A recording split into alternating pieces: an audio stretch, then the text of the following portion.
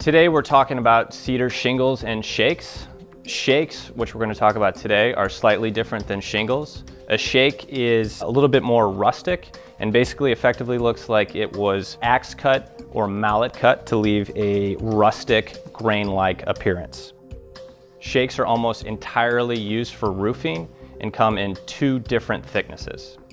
We have two different grades for cedar shakes. Our most popular and common, which is shown here, is our #1 blue label. #1 blue basically means it's an 80% edge grain and is going to be a very uniform and consistent looking shake.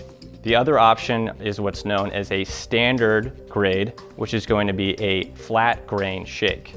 You'll immediately notice the difference between the two. Generally speaking, the flat grain is best for applications where you're looking for maybe a more cost-effective solution.